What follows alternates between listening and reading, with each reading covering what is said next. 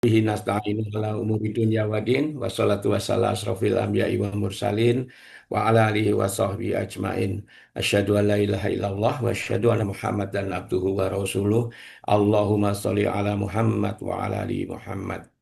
Puji dan syukur marilah kita panjatkan kehadirat Allah Subhanahu wa taala atas segala nikmat dan karunia yang senantiasa dicurahkan pada kita semua. Termasuk pada pagi hari ini kita diberikan kesempatan yang luar biasa untuk memulai kajian online kita yang sempat libur kurang lebih 1,5 bulan. Dan semoga ini akan menjadi rutinitas kita yang mendapatkan berkah dari Allah Subhanahu wa taala.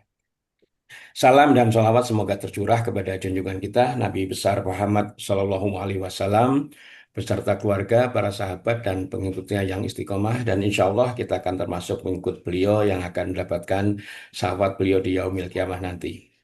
Baiklah Bapak Ibu, rekan agatis, rekan filah yang dimuliakan Allah, seperti yang tadi saya sampaikan, setelah kita libur kurang lebih 1,5 bulan, Alhamdulillah pada pagi hari ini kita bisa memulai kajian online kita bersama Dr. Wahid Rahman. Sebelum mulai, mungkin kami sebagai pengurus majelis kajian menyampaikan selamat Idul Fitri, taqabbalallahu wa minkum, siyamana wa siyamakum, taqabbal ya karim. Mohon maaf dan lahir batin.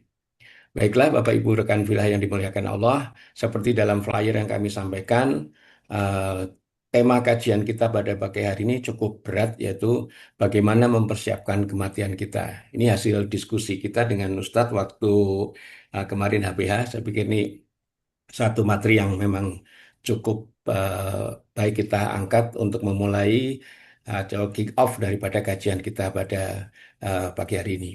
Baiklah, Bapak Ibu rekan filah, karena sudah 5.37. Untuk itu waktu dan taklim sepenuhnya saya serahkan pada Ustadz Wahid Rahman. Tafadhol Ustadz.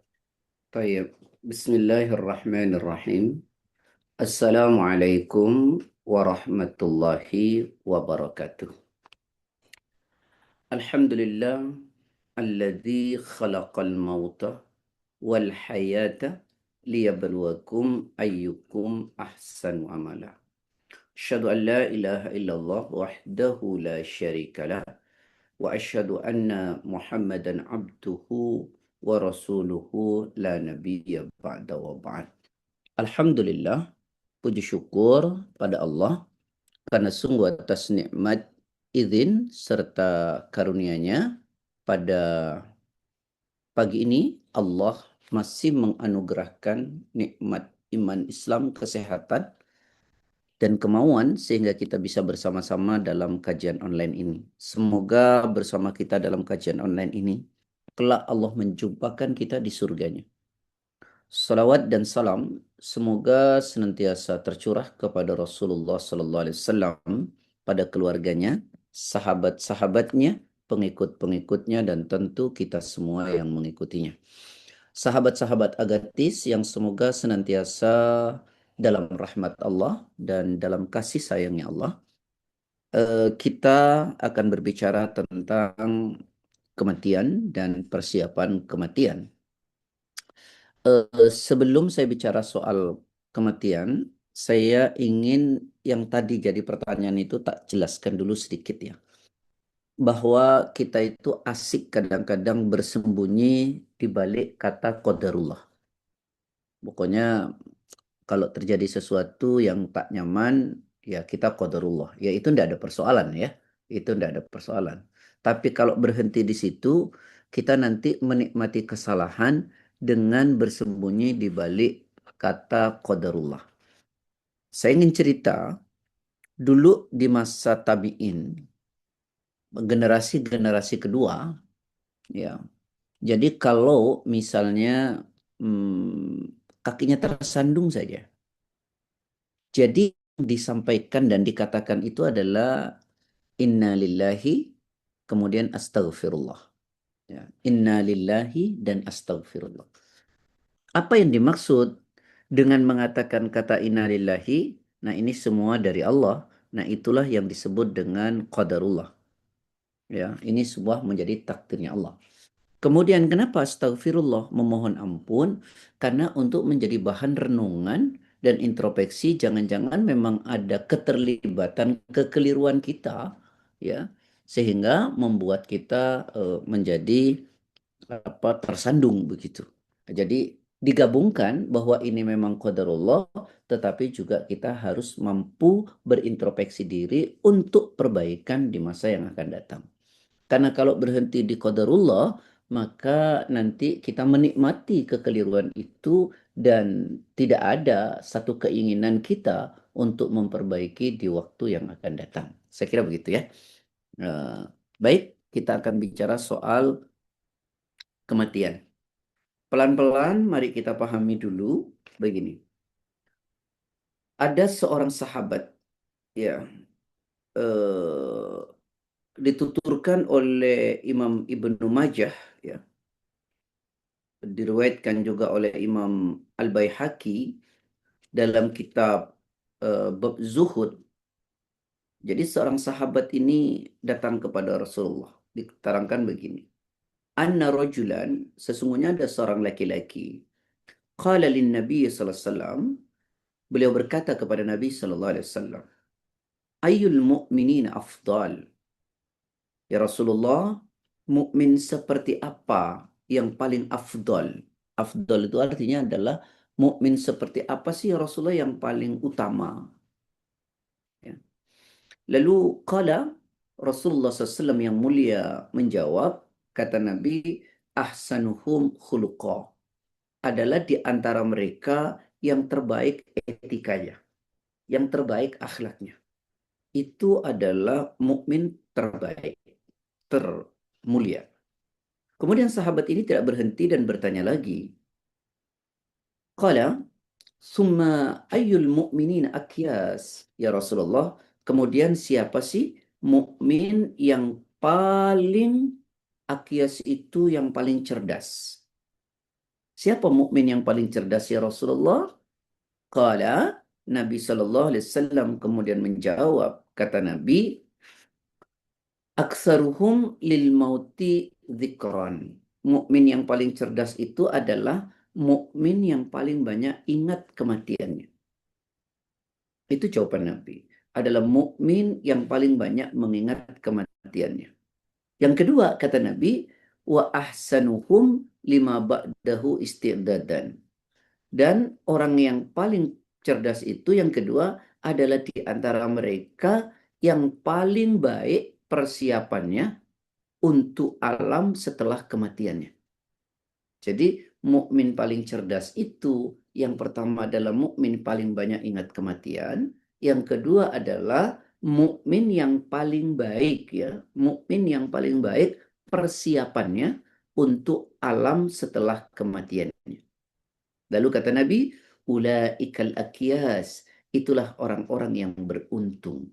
Itulah orang-orang yang beruntung kata Nabi. Orang-orang yang cerdas demikian itu. Nah, dalam konteks ini, ya, maka kita menjadi penting untuk selalu mengingat kematian, karena dengan mengingat kematian, satu, akan membuat kita termotivasi melakukan kebaikan-kebaikan dan kebaikan. Memperbanyak secara kuantiti dan memperbaiki secara quality kalau kita banyak mengingat kematian.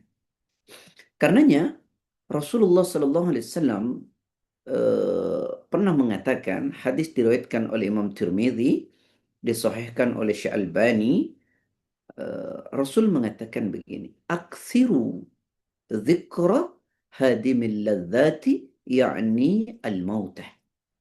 Kata Nabi, perbanyaklah mengingat penghancur kelezatan. Apa itu? Yakni kematian. Perbanyaklah oleh kalian mengingat penghancur kelezatan, pemutus segala kenikmatan, yaitu duniawi. Apa itu? Yaitu kematian. Nah, itu pesan Rasulullah Sallallahu Alaihi Wasallam. Oleh karena apa? Oleh karena hidup ini tak selamanya. Satu waktu Abdullah ibnu Umar, putra dari sahabat Umar bin Khattab, pernah berkata kepada Rasulullah. Rasulullah pernah berpesan kepada beliau, yaitu Abdullah ibnu Umar, anaknya Umar bin Khattab. Kata Abdullah, akhadha Rasulullah sallallahu alaihi wasallam bimankibi. Satu waktu, kata sahabat Abdullah, Rasulullah memegang pundakku dan Rasulullah kemudian faqala berpesan kepadaku. Apa pesan Rasulullah kepada Abdullah ibnu Umar? Kun fid dunya ka'annaka gharibun. Wahai Abdullah, kata Rasulullah, jadilah engkau hidup di dunia ini seperti orang asing. Bagaimana perumpamaan kita pergi ke sebuah negeri, lalu di negeri itu kita menjadi orang asing? Maka tentu kita tidak menetap di negeri itu. Kita akan pulang ke negeri asal kita. Nah, demikianlah bahwa hidupmu itu seperti orang asing di dunia ini. Ini bukan tempat tinggalmu yang selamanya. Maka kamu akan pulang ke negerimu, ke negeri asalmu. Apa itu? Nah, ini penting untuk kita perhatikan. Ya. Au abirun sabil, atau jadilah engkau hidup di dunia ini seperti pengembara. Artinya bahwa ini bukan tujuanmu, ini adalah tempat singgahmu. Sama, kita seperti orang asing. Ini kamu hidup di dunia ini tidak selamanya tinggal. Kamu akan kembali ke negeri asalmu. Atau tadi seperti pengembara. Ini bukan tujuanmu. Ini adalah tempat singgahmu. Tujuanmu adalah nanti di akhir. Karena itu penting dibaca Al-Quran surah kedua ayat 28.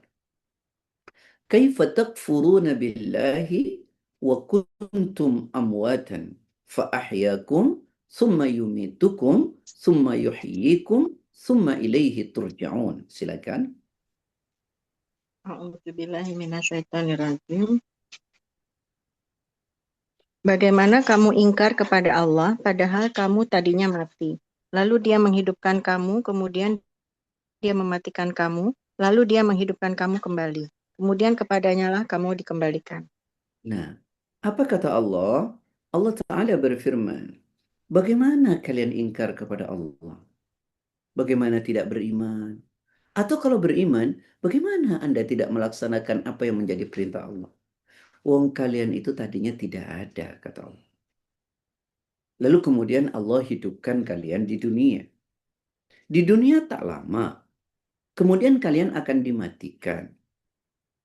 Setelah dimatikan bukan selesai. Kemudian dihidupkan kembali oleh Allah. Disebut dengan Yaumul Ba'thi, hari kebangkitan. Apakah setelah itu selesai? Kemudian setelah itu dikembalikan. Mana yang akan kamu pilih? Neraka atau surga? Tergantung hari ini.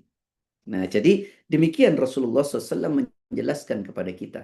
Bahwa kata Rasul kepada Ibnu Umar, jadilah engkau hidup di dunia seperti orang asing atau seperti pengembara. Karenanya Nabi mengatakan, wa'udda nafsaka min ahlil kubur. Wa'udda nafsaka min ahlil kubur. Karena itu perhitungkan dirimu sebagai penghuni kubur. Perhitungkan dirimu sebagai penghuni kubur. Jangan sampai kemudian nanti karena kita tidak ada persiapan apapun, lalu ada penyesalan besar di saat kemudian kita berada di dalam kubur. Maka kata Nabi, hidup ini adalah seperti orang asing. Kamu akan kembali ke negerimu. Hidup ini seperti pengembara. Ini tempat singgahmu. Ya, bukan tujuanmu. Karena itu kata Nabi, wa'udda nafsaka min ahlil kubur. Karena itu coba perhitungkan dirimu, renungkan dirimu bahwa kamu nanti akan menjadi penghuni kubur. Bayangkan itu. Saat di situ tidak ada pertolongan apapun. Jangan sampai kemudian ada penyesalan ketika kita sudah menjadi penghuni kubur, sementara kita tidak ada persiapan apapun. Coba renungkan Quran. Surat 23 ayat ke-99. Hatta idza jaa ahadahumul maut qala rabbirji'un la'alli a'malu salihan fima taraktu. Kalla innaha kalimatun huwa qailuha wa min waraihim barzahun ila yaumi yub'atsun. A'udzubillahi minasyaitonirrajim. Demikianlah keadaan orang-orang kafir itu, hingga apabila datang kematian kepada seseorang dari mereka, dia berkata, "Ya Tuhanku, kembalikanlah aku ke dunia." Teruskan, Bu. Oh, sampai Ayat 100 ya? selanjutnya. Ya, betul. Ay. Agar aku dapat berbuat kebajikan yang telah aku tinggalkan. Sekali-kali tidak, sungguh itu adalah dalih yang diucapkannya saja.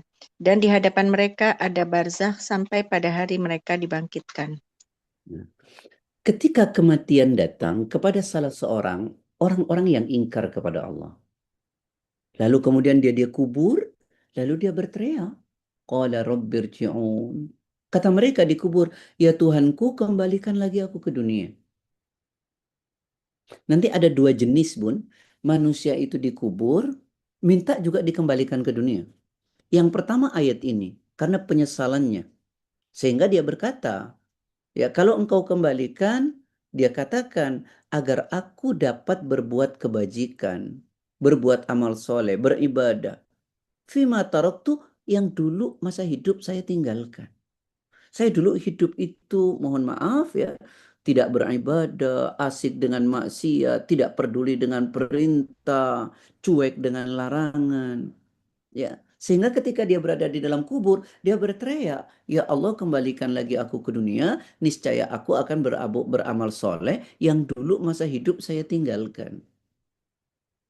Kan bukan itu yang mau kita tunggu saat kita menyesal. Lalu Allah memberi jawaban, "Kalla innaha kalimatun huwa qailuha." Sekali-kali tidak. Sesungguhnya itu hanyalah dalih yang mereka ucapkan. Wa min waraihim barzahun ila yaumi yub'atsun. Sedang mereka itu dikubur, dikelilingi oleh barzah sampai pada hari kelak dibangkitkan. Nah, ini perlu direnungkan secara mendasar.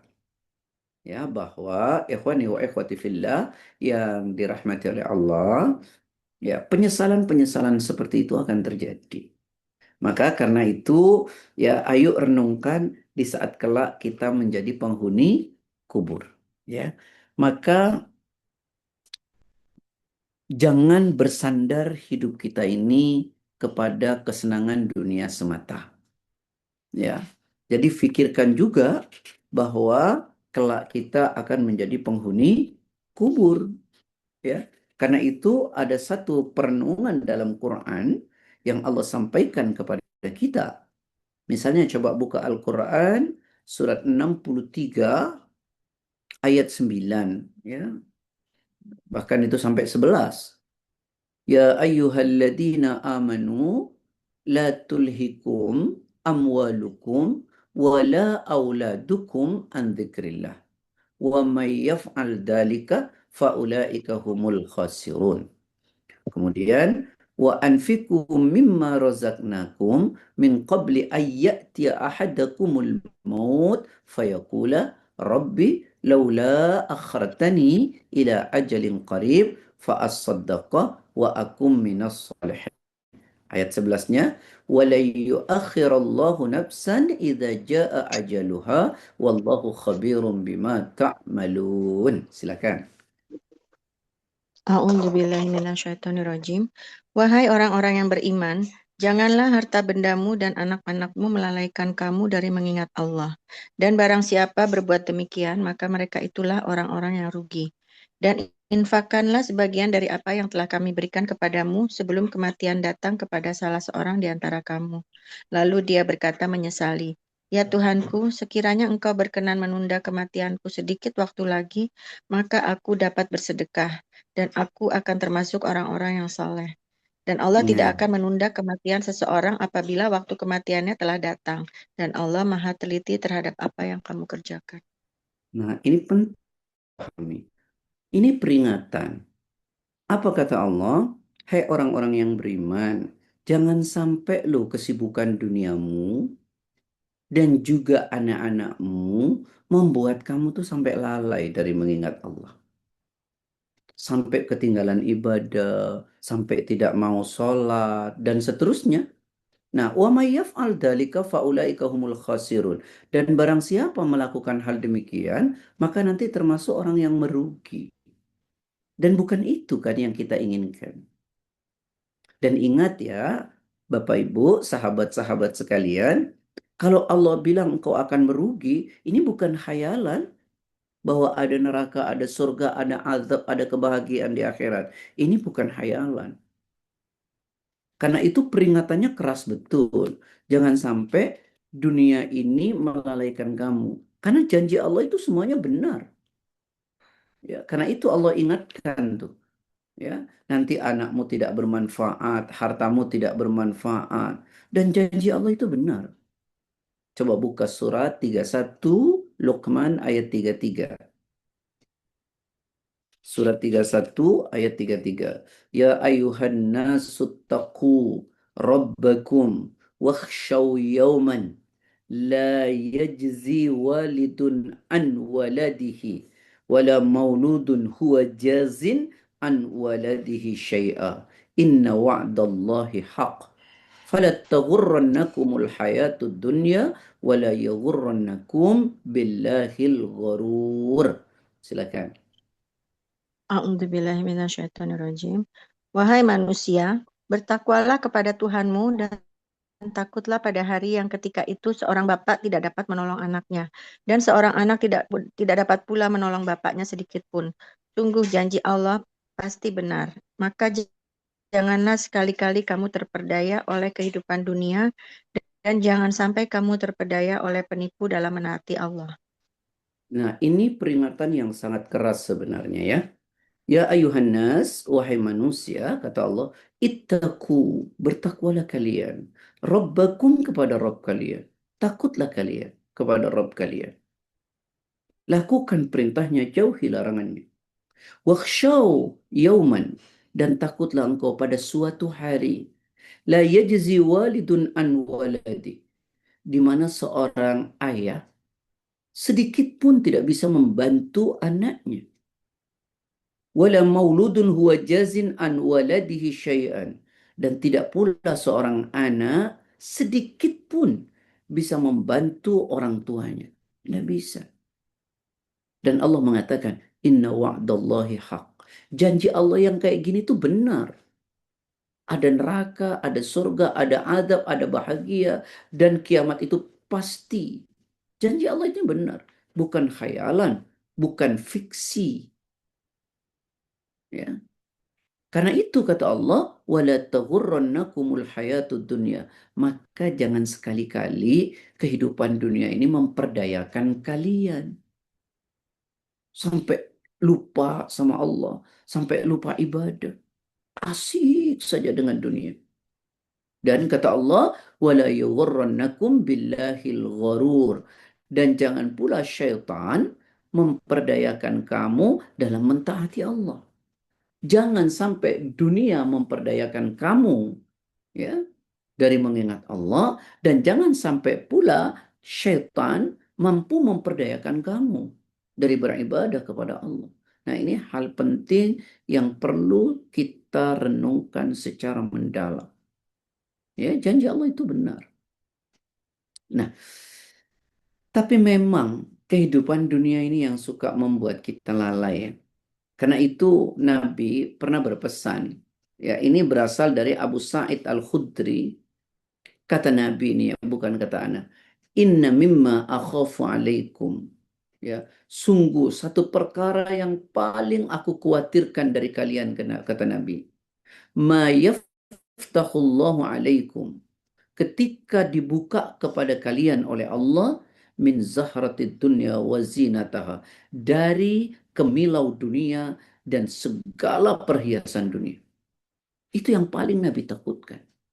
Sungguh yang paling aku takutkan dari kalian nanti ketika aku sudah tiada, kata Nabi, adalah ketika gemilau dunia dan perhiasan dunia dibentangkan kepada kalian. Sehingga kalian tidak sadar bahwa kalian akan tinggalkan dunia ini. Itu yang Nabi paling takutkan. Inna dunya khulwah. Dunia itu manis sekali. Sehingga daya tariknya luar biasa. Khadirah. Dan dunia itu hijau. Karena itu kata Nabi, fattaqud dunya wattaqun nisa. Karena itu hati-hatilah kalian terhadap dunia dan hati-hatilah kalian terhadap pasak lawan jenis. Nah, ikhwani wa ikhwati fillah yang dirahmati oleh Allah. Yuk kita ingat, ini prolognya ya, bahwa eh, jangan sampai ya dunia ini melalaikan kita. Dan Allah tadi bilang bahwa orang paling cerdas, kata Nabi, adalah orang yang paling banyak mengingat kematian dan orang yang paling baik mempersiapkan diri untuk kematiannya. Nabi juga mengatakan bahwa dunia ini adalah seperti orang asing atau seperti pengembara. Maka perhatikanlah bahwa engkau nanti akan menjadi penghuni kubur. Ya, nah ini penting untuk dipahami. Yuk kita mulai masuk sedikit bahwa semua kita ini pasti akan mati. Ikhwani wa ikhwati fillah. Ya, dan kesempurnaan nikmat kita tidak lihat hari ini, tapi yang akan kita lihat kelak pada hari pembalasan. Coba buka surat 3 ayat 185. Kullu nafsin dha'iqatul maut wa innama tuwaffawna ujurakum yawmal qiyamah. Faman zuhziha 'anil nari wa udkhilal jannata faqad faz. Wa mal hayatud dunya illa mata'ul ghurur. A'udzubillahi minasyaitonirrajim. Setiap yang bernyawa akan merasakan mati, dan hanya pada hari kiamat sajalah diberikan dengan sempurna balasanmu. Barang siapa yang dijauhkan dari neraka dan dimasukkan ke dalam surga, sungguh dia memperoleh kemenangan kehidupan dunia. Sungguh dia memperoleh kemenangan. Kehidupan dunia hanyalah kesenangan yang memperdaya. Nah, ini penting ya untuk dipahami. Ini dulu, kullu nafsin dha'iqatul maut. Bahwa tiap-tiap yang berjiwa, bernyawa akan merasakan mati. Kita semua ini akan merasakan itu. Kapan kita tidak tahu. Ya, kita tidak tahu, tapi kita akan merasakan itu. Sampai dikatakan yang paling pasti terjadi bukan matahari terbit besok, tapi kematian akan datang kepada kita. Tiap-tiap yang berjiwa akan merasakan mati. Dan sesungguhnya pada hari kiamat sajalah disempurnakan pahalamu. Dan barang siapa dijauhkan dari neraka dan dimasukkan ke dalam surga, maka sungguh ia telah beruntung. Kehidupan dunia itu tidak lain hanyalah kesenangan yang memperdayakan. Jadi kembali, berarti kematian itu pasti ya. Kematian itu pasti. Tolong ini direnungkan. Baik, mari kita lihat lagi misalnya dalam satu ayat Quran pada surah Al-Ankabut ayat 57, surat 29. Kullu nafsin dha'iqatul maut thumma ilaina turja'un.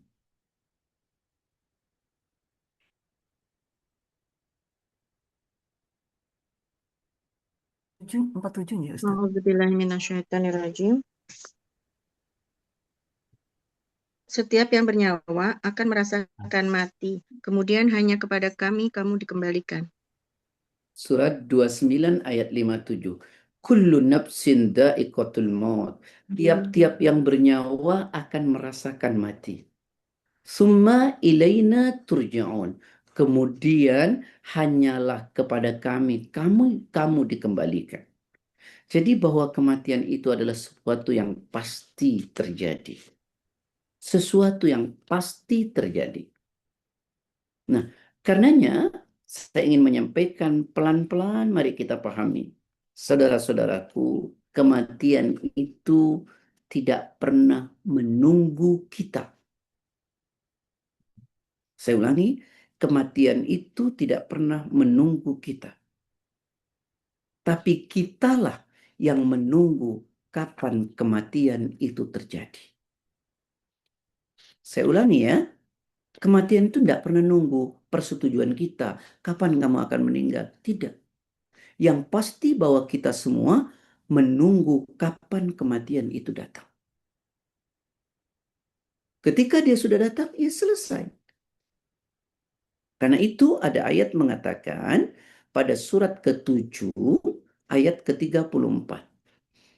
Walikulli ummatin ajal. فَإِذَا جَاءَ أَجَلُهُمْ لَا يَسْتَأْخِرُونَ سَاعَةً وَلَا يَسْتَقْدِمُونَ. A'udzubillahiminasyaitonirrajim. Dan setiap umat mempunyai ajal atau batas waktu. Apabila ajalnya tiba, mereka tidak dapat meminta penundaan atau percepatan sesaat pun. Nah, pada setiap umat manusia itu punya ajal. Ajal itu finish ya, batas waktu.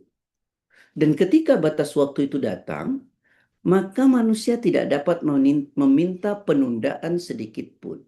Dan tidak pula bisa mempercepat. Nah, inilah sahabat, saudara-saudaraku ya, bahwa kita tidak pernah nunggu. Mati tidak pernah menunggu kita. Tapi kita yang menunggu kematian.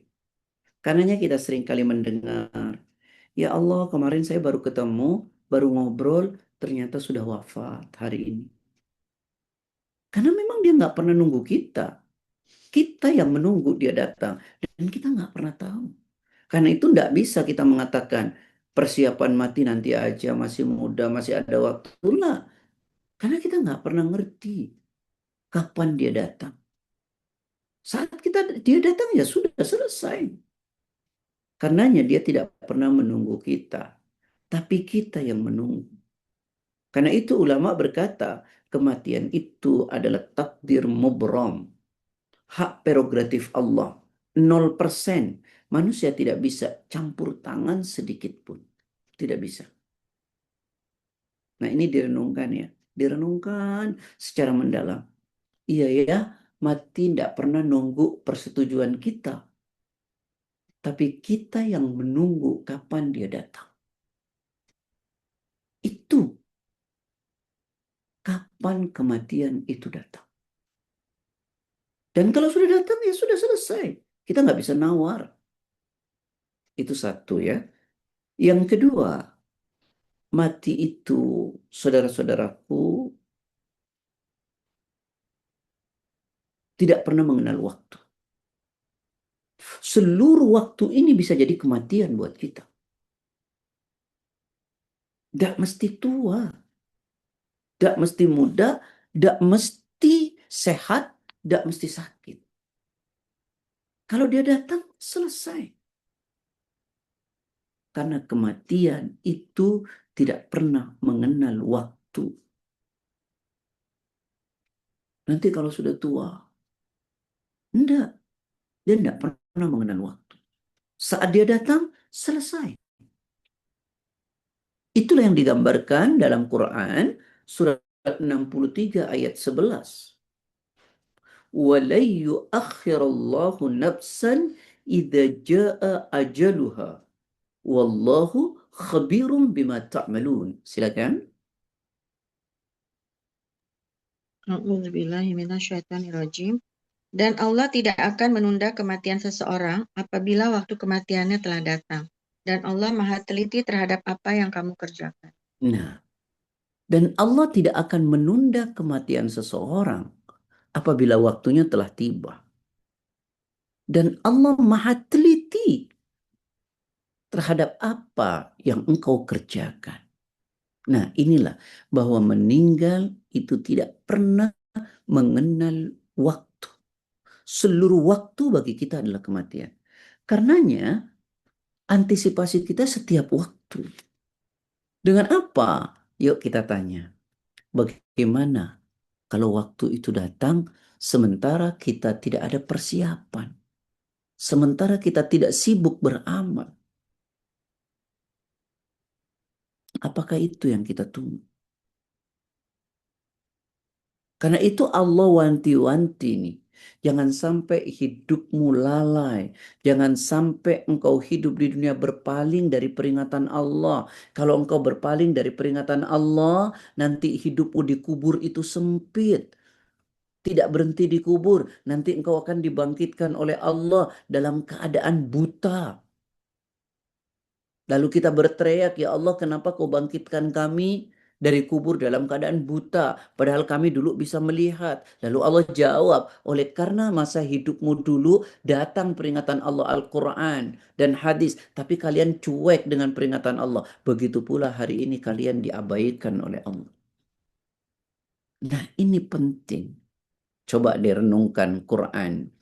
Surat Toha, surat ke-20, ayat 124 sampai 126, 27. وَمَنْ أَعْرَضَ عَنْ ذِكْرِي فَإِنَّ لَهُ مَعِيشَةً ضَنْكًا وَنَحْشُرُهُ يَوْمَ الْقِيَامَةِ أَعْمَى قَالَ رَبِّ لِمَا حَشَرْتَنِي أَعْمَى وَقَدْ كُنْتُ بَصِيرًا. Ya. Apa kata Allah?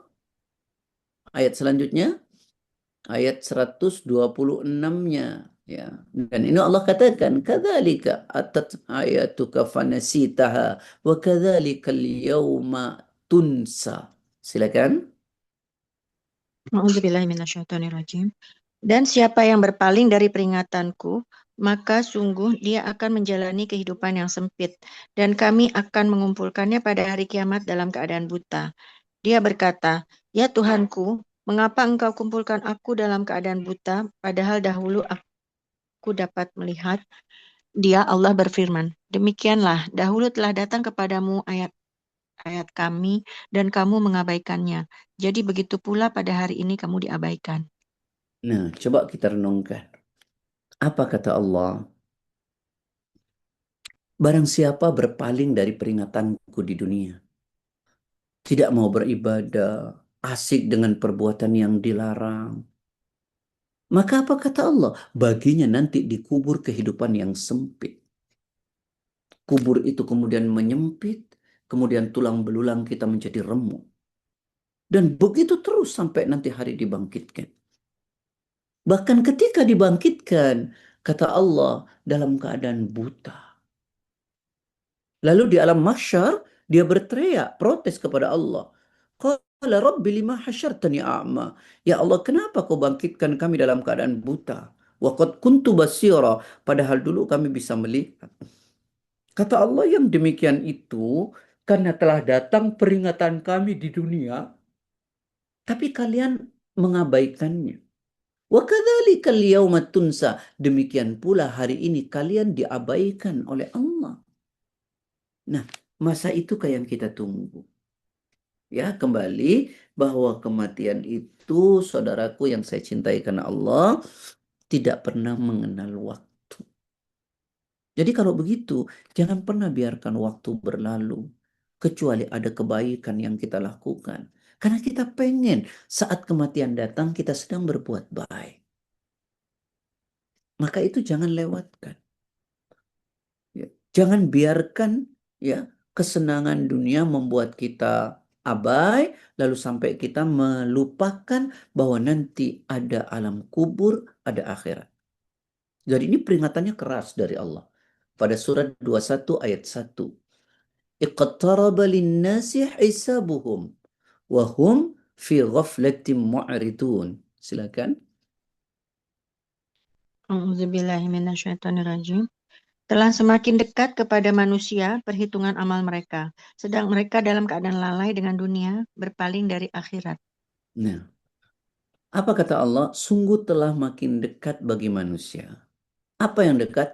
Hari menghisap amalan mereka. Kematian itu makin dekat. Sedang manusia tetap dalam keadaan lalai.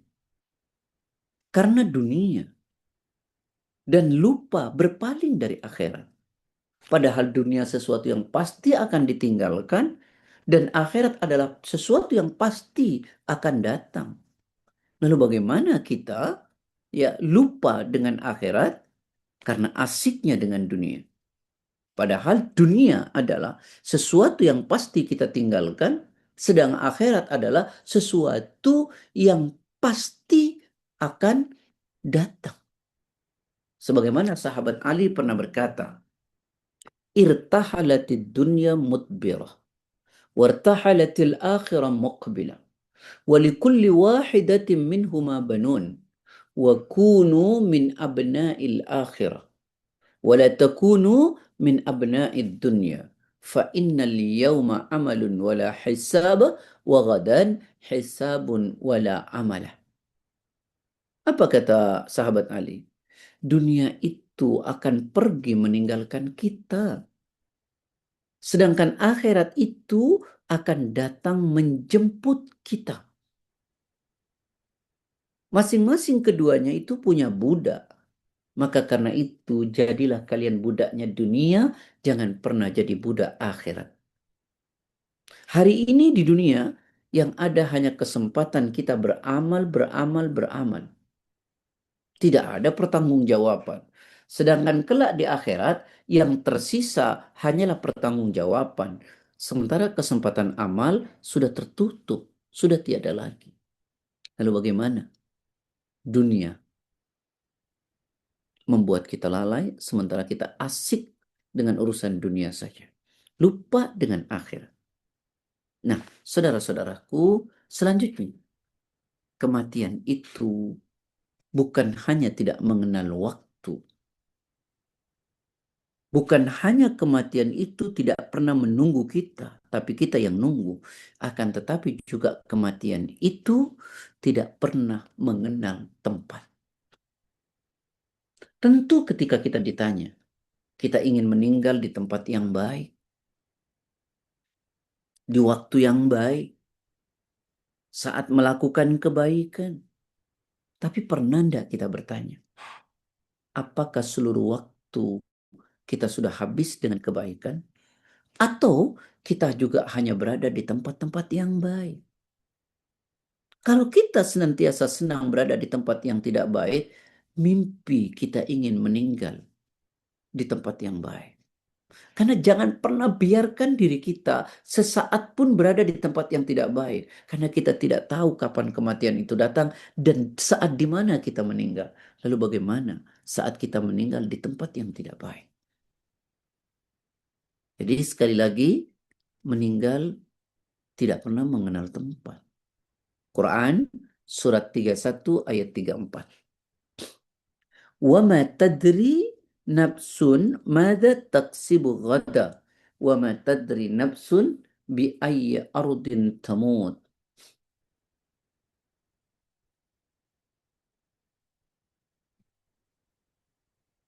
31 ayat 34. Betul. Saya baca ujungnya tadi. A'udzubillah. Oh ya. A'udzubillahiminasyaitonirrajim. Dan tidak ada seorang pun yang dapat mengetahui di bumi mana dia akan mati. Sungguh Allah Maha Mengetahui, Maha Mengenal. Tidak seorang pun yang dapat atau mengerti, ya. Tidak seorang pun yang mengetahui dengan pasti apa yang akan dikerjakannya besok. Karena itu jangan pernah menunda. Yang kedua, dan tidak seorang pun yang tahu dengan pasti di bumi mana dia akan meninggal. Tentu kalau ditanya kita ingin meninggal di waktu yang baik dan di tempat yang baik. Tapi pernah enggak kita berkoreksi diri? Apakah kita selalu melewati waktu dengan kebaikan dan apakah kita selalu berada di tempat yang baik? Nah, karena itu saudara-saudaraku yang saya cintai karena Allah, yuk kita merenung kembali lah ya. Nah, merenung kembali. Kemudian selanjutnya saya juga ingin sampaikan. Ini tolong direnungkan dengan baik. Meninggal itu kita tidak bisa lari. Kalau dia datang, ya selesai. Kita tidak pernah bisa lari dari kematian. Sejauh apapun kita. Kalau dia datang, selesai. Karena kematian itu digambarkan oleh Rasulullah SAW, khattan Nabi khattan murabba'an, wa khatta khattan fil wasati kharijan min, wa khatta khutatan sigaran fil wasat min janibihi alladhi fil wasat faqal. Hada al-insan, wa hada ajaluhu mahitan bi, au qad ahata bi, wa huwa kharijun amaluhu, wa hadhihi al-khutat as-sigaru al-a'radu, fa in akhtau hada nahashaw hada, wa in akhtau hada nahashaw hada. Jadi satu waktu kata Ibnu Mas'ud, Rasulullah itu membuat garis bentuknya persegi empat. Lalu Rasulullah mengatakan, ini manusia loh. Sambil menunjuk di tengah persegi empat itu. Sedang persegi empat itu, kata Nabi, adalah kematian. Persegi empatnya itu adalah kematian. Artinya apa? Manusia memang tidak pernah bisa lari dari kematian. Sejauh apa kita mau lari? Apabila dia datang, selesai. Dan ini juga dijelaskan dalam Quran. Pada surah 62 ayat 8. Kul innal mauta alladhi tafirruna minhu fa innahu mulaqikum. Thumma turadduna ila alimil ghaibi wasyahada fayunabbi'ukum bima kuntum ta'malun.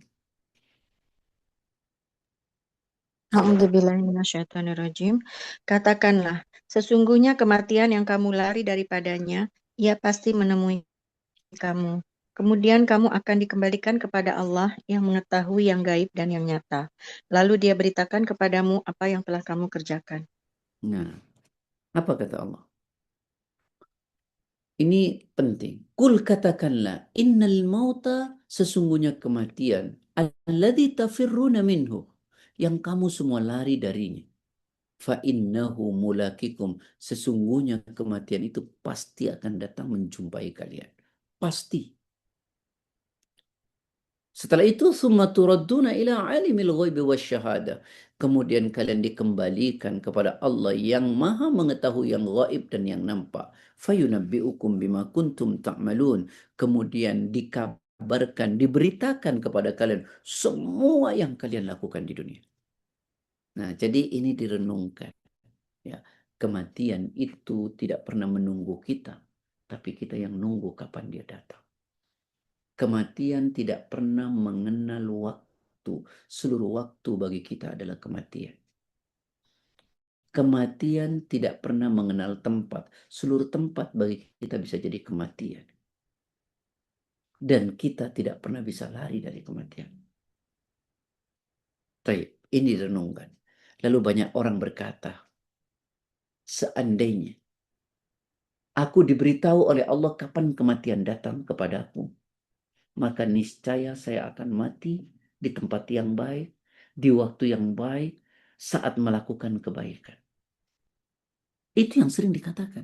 Saya ulangi, seandainya Allah memberitahu kapan kematian saya akan datang, maka pasti saya akan mati dalam keadaan berbuat baik, di tempat yang baik, dan saat melakukan kebaikan.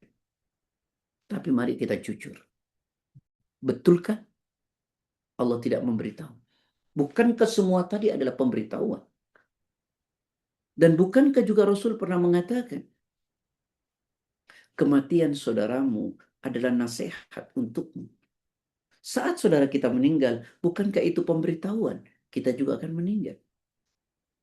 Saat tetangga kita, teman kita wafat, bukankah itu pemberitahuan bahwa kita juga akan menyusul?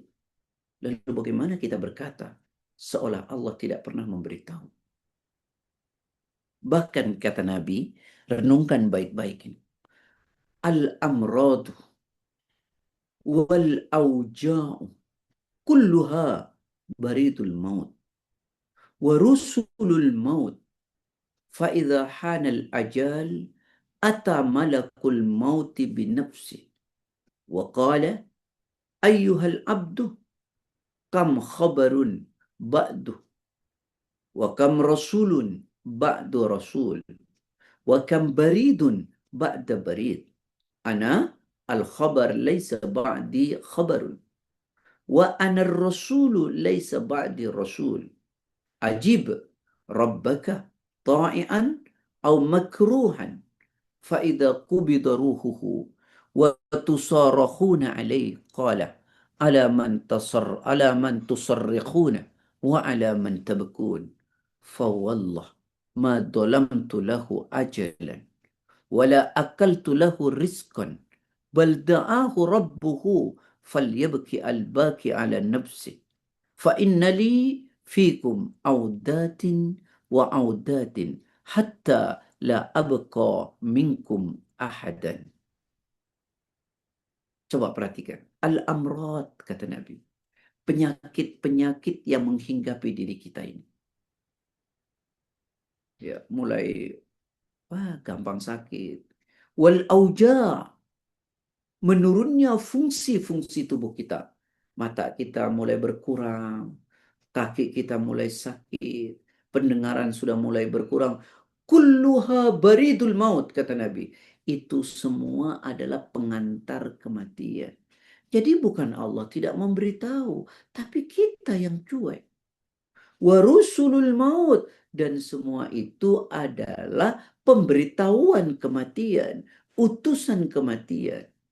Lihat, kau sudah mulai sakit-sakitan, fungsi tubuhmu sudah mulai berkurang. Faidah hanal ajal, maka ketika waktu kematian datang, ata malakul maut binafsi, maka datanglah malaikat maut itu sendiri. Wa qala, lalu malaikat maut itu berkata, ayyuhal abdu wahai hamba, kam khabar ba'du. Sudah berapa banyak berita kematian? Saudaramu, sahabatmu, temanmu, tetanggamu. Tapi kenapa kalian cuek? Wa kam rasulun ba'da rasul. Dan sudah berapa banyak utusan kematian sebelumnya datang kepadamu. Lihat, tubuhmu sudah mulai berkurang fungsi tubuhmu. Wa kam barid ba'da barid. Sudah berapa banyak pengantar kematian yang datang. Lalu malaikat maut berkata, ana al-khabar laisa ba'di khabar. Aku adalah berita terakhir. Tak ada lagi berita setelahnya. Wa ana rasul laisa ba'di rasul. Dan aku ini adalah utusan kematian kepadamu. Dan tak ada lagi utusan setelah ini. Jadi bukan Allah tidak memberitahu, tapi kita yang cuek. Nah, saudara-saudaraku yang saya cintai karena Allah, nah sekarang kita tanya, apakah kita sudah bersiap diri dengan amal-amal untuk kematian kita? Renungkan secara mendalam. Ingat, ketika kematian datang, masuk kita ke dalam kubur, tak ada lagi kesempatan.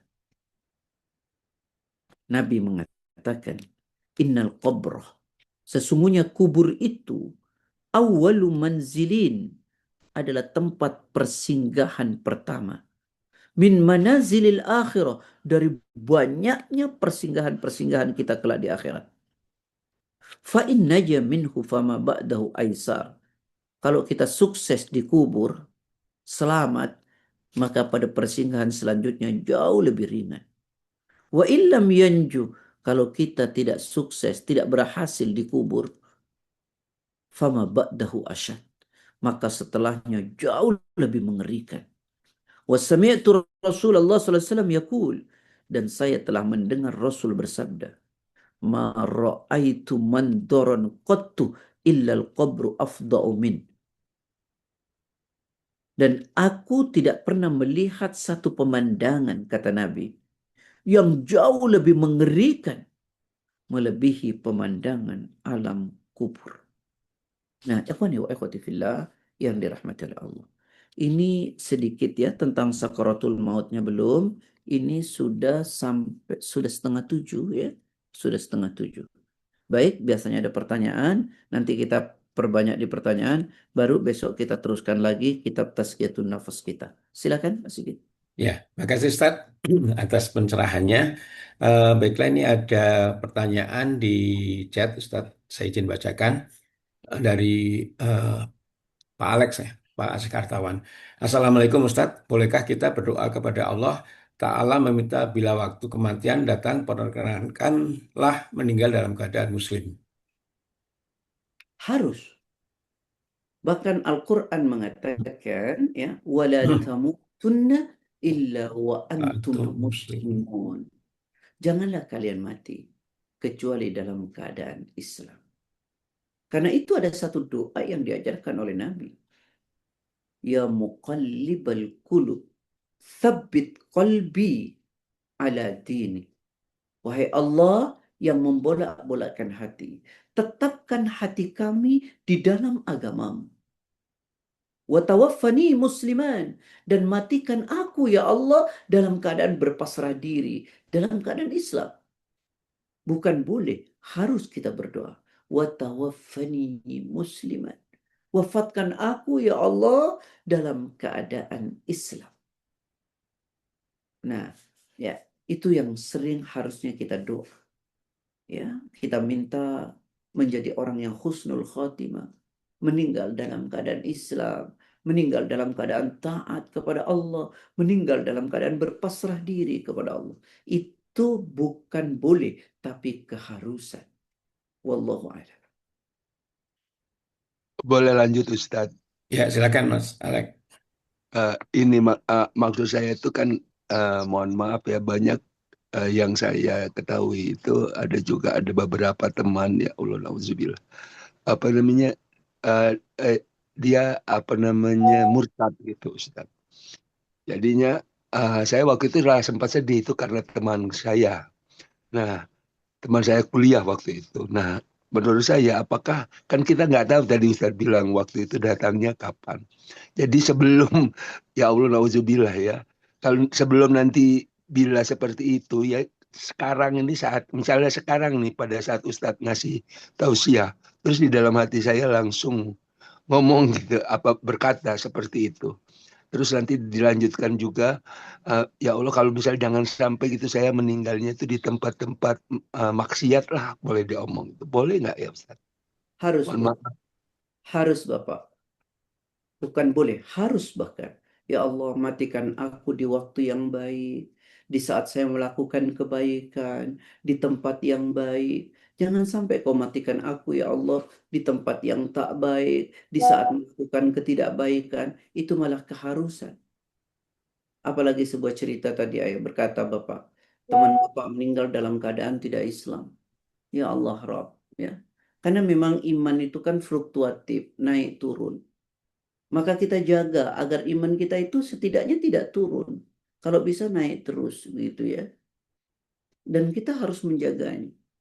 Dan kita jangan sombong, misalnya saya tidak akan mati dalam keadaan murtad, saya tidak akan murtad. Jangan. Yang paling benar adalah kita harus ada takut dan kita harus berharap terus sehingga kita mau berdoa, ya Allah matikan aku dalam keadaan Islam, matikan aku di waktu yang baik, matikan aku di tempat yang baik, jangan pernah ya Allah jangan jadikan aku meninggal di tempat yang tidak baik. Kita boleh mengomong itu kepada Allah dan harus, ya demikian ya Bapak. Ya. Cukup Terima Pak. kasih Ustaz. Oke, makasih pertanyaannya. Mungkin di belakang Pak Alex ada yang menanyakan. Mbak Anita silakan, sudah buka mikrofonnya. Mau tanya Ustadz. Ustadz, saya juga pernah dengar bahwa kita itu dilihat akhirnya ya. Jadi pada waktu kita meninggal tuh akhirnya bagaimana? Pertanyaan saya gini, kan kita tuh sebagai manusia pasti ada iman itu naik turun, ada saatnya kita futur gitu. Nah pada saat kita sedang futur, terus tiba-tiba melakukan sesuatu yang mungkin bertentangan dengan ajaran Islam atau apa yang tidak diridhoi Allah gitu. Nah pada saat itu tiba-tiba kita meninggal gitu. Apakah memang hanya akhirnya aja yang dilihat, sementara di sepanjang hidup kita itu mungkin kita sudah banyak berbuat kebaikan. Itu gimana penjelasannya Ustadz mengenai itu? Baik, Terima kasih. Bunda. Allah adil atau tidak? Adil Ustaz. Allah sangat adil. Ya Allah sangat adil. Yang dimaksud di akhirnya begini loh. Ada orang tidak baik, tidak baik, tidak baik. Lalu kemudian di akhirnya dia baik. Kalau dia tidak bertaubat pun masih dihitung. Tapi kalau ada orang tidak baik tadinya, lalu di akhir hayatnya dia kemudian baik, dia bertaubat kepada Allah, maka masa lalunya tidak pernah lagi diperdulikan oleh Allah. Tapi tidak dengan orang yang baik, terus baik, baik, baik. Tapi di akhir hayatnya dia melakukan perbuatan jelek. Tapi bukan perbuatan yang membawa dia murtad. Bukan perbuatan yang ketika dia meninggal dalam keadaan syirik. Tapi dia hanya melakukan perbuatan salah. Maka apakah seluruhnya tidak dihitung dari awal? Tentu akan dihitung oleh Allah. Kecuali dia mati dalam keadaan murtad. Baru kemudian hancur semua amalannya. Nah, demikian maksudnya Bu Anita. Baik, Ustadz, itu yang katanya seseorang pagi hari masih beriman, sorenya murtad, atau sebaliknya ya, sore Betul. masih Yang beriman, pagi dimaksud. murtad. Jadi hanya Yang untuk yang dimaksud. murtad dan musyrik aja ya, Ustadz ya? Murtad dan meninggal dalam keadaan melakukan perbuatan syirik. Ya. Oh ya, Baik, ya. wallahu Terus, a'lam. Ustadz. Afwan. Ya, terima kasih Ustaz. Ini ada pertanyaan lewat chat dari Ibu Mintarti. Izin pertama bertanya Ustadz, eh, persiapan menghadapi kematian pasti sangat banyak. Apa saja yang perlu kita persiapkan sehingga persiapan kita bisa semaksimal dan sebaik mungkin? Baik, Bunda yang dirahmati oleh Allah. Yang pertama, ya, sibukkan kita dengan berdoa kepada Allah. Itu yang dulu, yang pertama. Karena hati kita ini berada dalam kuasa Allah. Minta ya Allah wafatkan saya dalam keadaan melakukan kebaikan dan dalam keadaan terbaik. Itu satu. Yang kedua, ayo lakukan kebaikan-kebaikan. Berada dalam perintah Allah. Jangan pernah lupa melakukan kewajiban. Alangkah indahnya jika perbuatan sunnah juga kita lakukan. Yang ketiga, berusaha sekuat tenaga untuk tidak melakukan sesuatu yang Allah tidak suka. Kemudian, jangan lupa kajian-kajian. Karena kajian itu yang membuat kita ingat. Kalau kita tidak pernah hadir dalam kajian, membuat kita lupa. Kita tidak diingatkan, membuat kita alpa, abai. Karena itu menjadi sangat amat penting. Dan teruslah berada di tempat yang baik dan berteman dengan orang-orang baik. Itu yang perlu kita lakukan. Karena itu semua yang memotivasi dan membuat kita terus berada dalam kebaikan. Jika kita tidak melakukan itu, hancur kita. Ya, hancur. Baik, wallahu a'lam. Cukup Bu Mintarti atau ada yang perlu ditanyakan lebih lanjut? Cukup Mas Sigit. Oke, makasih. Kemudian saya lanjutkan ada chat lagi dari Ibu Anis Rahayu. Assalamualaikum warahmatullahi wabarakatuh. Kapan waktu terbaik untuk berdoa husnul khotimah? Sesudah atau sebelum kematian, Ustaz? Sebenarnya doa itu kapan saja. Bahwa Allah memberi waktu dan tempat mustajabah, ya. Yang pertama adalah di saat dalam sujud-sujud kita. Dalam sujud. Ada satu waktu Rasulullah SAW dituturkan oleh seorang sahabat Thauban. Beliau menemani Rasulullah tidur di masjid i'tikaf. Di saat pagi, sahabat ini mempersiapkan air untuk wudhu Rasul dan buang hajat Rasul. Saat itu Rasulullah kemudian berkata kepada sahabat ini, mintalah kepada aku. Sahabat itu mengatakan, saya ingin bersamamu di surganya Allah, ya Rasul. Lalu Rasul berkata, mintalah yang lain. Kata sahabat ini, tidak ya Rasul, hanya itu yang kuinginkan. Maka kata Rasulullah, bantu aku agar engkau bersamaku nanti di akhirat, di surga, dengan banyak berdoa, perbanyak sujud, dan berdoalah dalam sujudmu. Itu waktu terbaik. Tempat dan waktu terbaik. Di saat kita sujud. Ya. Kemudian apalagi? Antara azan dan iqamah. Bainal azan wal iqamah. Tidak pernah ditolak doa antara azan dan iqamah. Kemudian di penghujung malam. Kemudian kapan lagi? Di saat ada hujan. Kemudian kapan lagi? Ya, banyak sekali doa-doa secara khusus, tapi itulah waktu terbaik buat kita untuk meminta kepada Allah di saat kita dalam perjalanan dan dalam melakukan perjalanan yang baik. Disitulah kita minta kepada Allah. Nah, jadi sesungguhnya berdoa itu kapan saja, tapi bahwa ada waktu terbaik dan tempat terbaik dalam sujud antara adzan dan qomat, ya. Kemudian saat safar, kemudian saat hujan, dan di saat tempat-tempat yang lain seperti di tanah haram. Wallahu a'lam. Terima kasih Ustadz. Bu Anis cukup ya? Oke, mungkin selain saya di belakang itu ada yang ingin ditanyakan, silakan. Saya buka pertanyaan, silakan buka mikrofonnya atau lewat chat. Kalau tidak mungkin saya, Boleh. ya silakan silakan Alinda.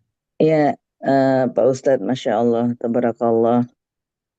Saya tergelitik juga waktu Ustadz mengatakan bahwa datangnya sakit ini, sakit itu sebetulnya sebagai tanda-tanda kematian itu semakin mendekat pada kita ya. Kami kan kebetulan sudah 60-an nih Ustadz ya, baru masuk 60, yang lututnya lah, yang pinggulnya lah, yang matanya lah gitu ya Pak Ustadz ya. Sama sekali nggak kepikir tuh sama saya bahwa itu sebetulnya tanda-tanda peringatan ya, bahwa kita sudah ada peringatan dari Allah yang tidak kita sadari selama ini. Kan kita pikir gue sakit ini minum obat beres kelar kan, kayak gitu Pak Ustadz ya. Masya Allah. Jadi bagaimana kita menyikapi penyakit kita ini, karena semakin banyak juga nih yang tiba-tiba stroke, teman-teman SMA segala macam Pak Ustadz. Selain mengingat bahwa ini pengingat kematian, Rasulullah kan nyuruh kita ya, kulu washrabu wa la tusrifu innahu la yuhibbul musrifin. Kita disuruh mengkonsumsi makanan, minuman, tapi satu kata Allah, jangan berlebih-lebihan. Kalau berlebih-lebihan nanti terjadi penumpukan. Kalau terjadi penumpukan, kata kitab ada 3 potensi, kolesterol, diabetes, hipertensi. Jadi artinya kita disuruh mengkonsumsi makanan tapi jangan berlebihan. Setelah itu pun Rasulullah mengatakan, alimu auladakum kasibah warrimaya. Ajarkan anakmu berenang, berkuda, memanah. Jangan lupa olahraga agar terjadi pembakaran. Ya, jadi kita disuruh makan minum jangan berlebihan, lalu kemudian imbangi dengan olahraga agar terjadi pembakaran.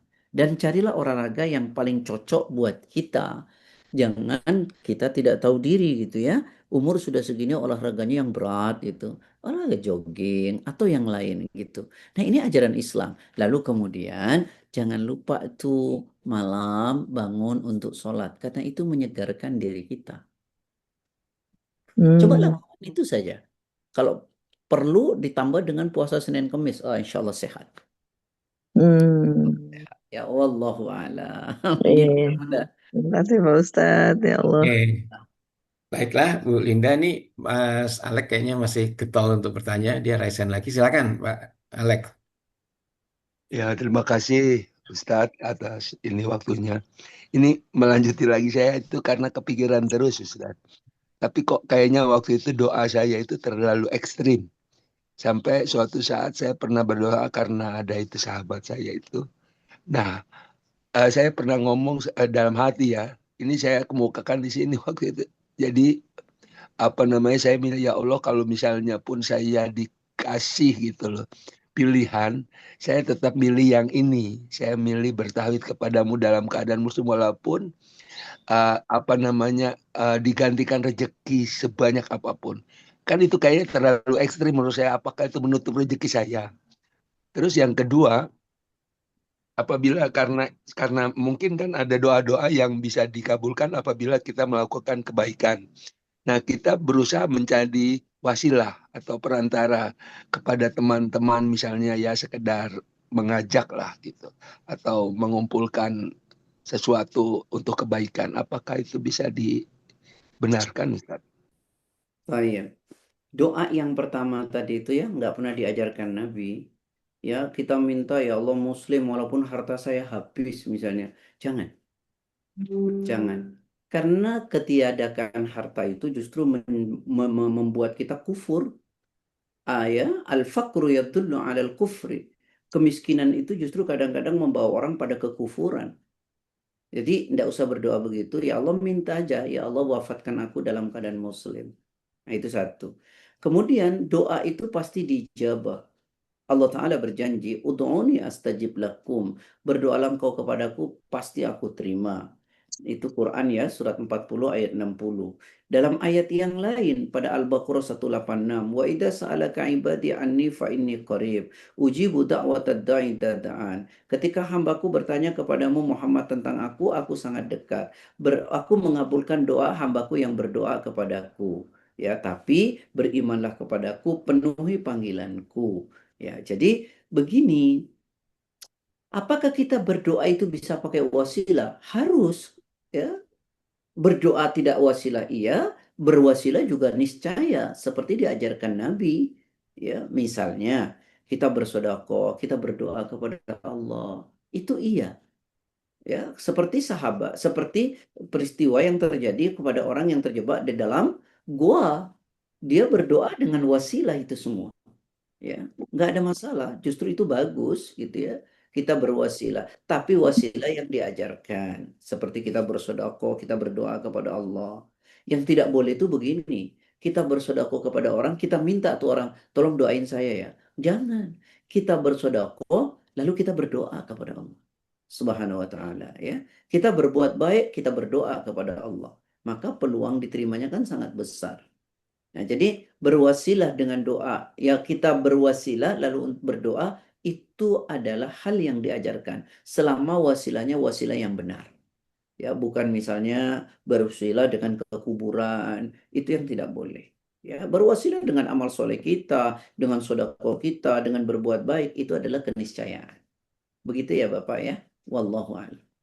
Siap Ustaz, siap, siap. Ya, makasih Ustaz. Ustaz mungkin satu dari saya Ustaz yang saya perhatikan kan eh, jamaah masjid kami yang sepuh-sepuh itu kadang-kadang di akhir hayatnya ini tidak bisa beribadah dengan sempurna karena penyakit atau keterbatasan fisik Ustaz. Ada yang mohon maaf harus tidur terus di tempat tidur dan kemudian juga lain-lain sehingga tidak mungkin misalkan beribadah pun tidak suci dan sebagainya Ustaz.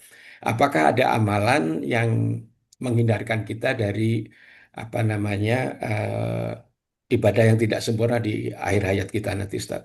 Jadi kalau saya lakukan sekarang hanya bahasa Latin aja, bahasa bahasa Indonesia aja, Ustaz. Jadi apakah ada doa khusus dan sebagainya, Ustaz? Yang diajarkan Nabi, Pak. Allahumma inni a'udzubika minal ajzi wal Ajis. kasali wal jubni wal bukhli wal harami wa ghalabatid dain wa qahrir rijal. Ya Allah, aku berlindung kepadamu dari ketidakmampuan. Al-ajiz namanya. Kan banyak orang mau berbuat baik, tapi karena tidak mampu fisiknya, maka dia tidak mampu melakukan. Maka kita berlindung kepada Allah itu dari sifat lemah namanya. Oke. Lalu kemudian wal kasal dan dari sifat malas. Ada orang mampu tapi nggak mau, itu namanya malas. Yang pertama tadi mau tapi tidak mampu, ya. Itu doa diajarkan Nabi itu, Allahumma inni a'udzubika minal ajzi. Ya Allah, aku berlindung kepadamu dari ketidakmampuan, kelemahan, wal kasal dan aku berlindung kepadamu dari sifat malas, wal bukhli dari sifat pelit, ya. Wal harami dari sifat pikun, Arumi. pikun. Kemudian wa ghalabatid dain, aku berlindung kepadamu dari banyak utang, terlilit utang. Wa qahrir rijal, aku berlindung kepadamu dari qahrir rijal, kejahatan orang. Wa adzabil qabr, aku berlindung kepadamu dari azab kubur. Coba nanti klik cari doa itu. Oke, siap, Ustaz. Ya. Wallahu Oke, a'lam. Cukup ya, Pak? makasih masukannya, Ustaz. Ini ada dari Bu Anis tadi, mungkin ada sedikit koreksi, Ustaz.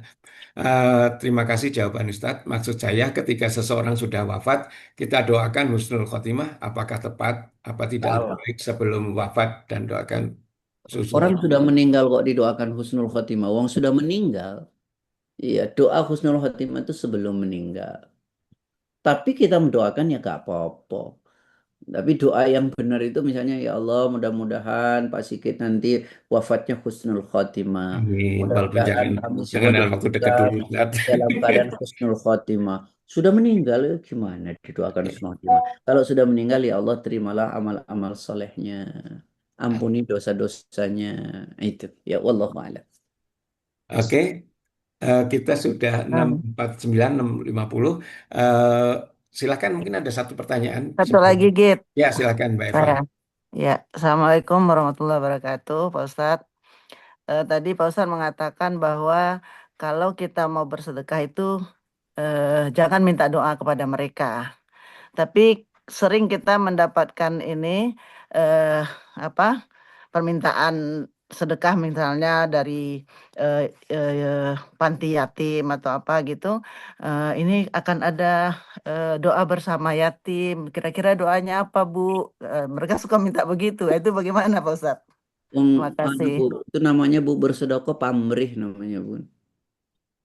Bersedekah pamrih. Jadi enggak, kalau kita sudah bersedekah kita minta sama Allah. Nanti mereka mendoakan kita itu alhamdulillah. Tapi kita yang nggak boleh. Nanti doakan saya, jangan. Enggak, tapi mereka minta mau didoakan apa, Bun, gitu loh. Suka begitu, Ya, Pak Ustadz. silakan. Ya, apa sajalah doakan kepada Allah. Semoga Allah memberi apa yang menjadi hajat kami. Itu saja. Tapi kita jangan minta ya. Yang paling benar itu kita bersedekah lalu kita berdoa. Lalu mereka mendoakan kita itu urusan mereka. Itu. Yang sering salah yo kita yang minta ya Bun ya. Mau bersedekah aja memberi pamrih itu. Tapi kalau mereka yang mau mendoakan kita alhamdulillah. Betul nopo-nopo. Tapi kemudian doa bersama itu juga tidak diajarkan dalam Islam. Baik, baik Pak Ustadz. Terima kasih. Sama-sama Ya, Bu. saya pernah baca juga di flyer, Ustaz, misalkan itu apa namanya donasi Al-Quran untuk siswa Hafiz gitu. Dan apakah tidak luar biasa kalau kita didoakan oleh Hafiz maka apa berdonasilah Al-Quran dan sebagainya itu, Ustaz, ajakan seperti itu bagaimana, Ustaz ya? Ya nggak apa-apa, bagus saja. Kan mereka yang mendoakan ya. Bukan Oke, berarti siap. kita minta. Oke. Makasih, Ustaz. Baik, Ya, saya Ustadz, pikir berarti pamrih hanya boleh kepada Allah ya. betul Jadi sekali. kita mengharapkan pahala dari Allah itu boleh. Oh, closingnya Bu Anita keren. Ya, pamrih. Oke, luar biasa ya. Oke, baiklah kita Terima kasih, Ustadz. tutup kajian kita pada pagi hari ini dan insya Allah kita akan berlanjut topik yang sama untuk pekan depan. Terima kasih pada Ustadz atas waktu dan ilmunya yang luar biasa dan juga pada Mbak Nani yang sudah bersusah payah menyiapkan fasilitas Zoom, kepada Mbak Anita yang sudah membacakan terjemahannya dan juga pada rekan-rekan yang lain yang sudah membantu dan juga berpartisipasi dalam kajian pagi hari ini. Baiklah kita tutup bersama-sama dengan doa kafaratul majelis. Subhanakallahu wa bihamdika asyhadu an la ilaha illa anta astaghfiruka wa atubu ilaik. Mohon maaf lahir batin. Assalamualaikum warahmatullahi wabarakatuh. Waalaikumsalam. Waalaikumsalam warahmatullahi wabarakatuh. Waalaikumsalam Terima kasih, Terima Ustaz. kasih, Makasih. Ustadz. Assalamualaikum. Izin live ya. Alhamdulillah. Kasih Pak Terima Ustadz. kasih Pak Ustadz. Nani, Sigi, Pak Ustadz. Izin pamit ya. Indra, saya lihat ada Indra udah sembuh ya. Ada di itu, ada di Pamit peserta. ya, makasih Git. Ada Ya, tadi Indra kelihatan ada. Alhamdulillah. Indra udah sembuh ya. Oke. Alhamdulillah ya Indra. Sehat. Ya, Oke, Bapak izin, Siam Sigit, ya izin pamit Assalamualaikum. ya. Yuk, Ya. Assalamualaikum. pamit juga ya. Waalaikumsalam. Assalamualaikum.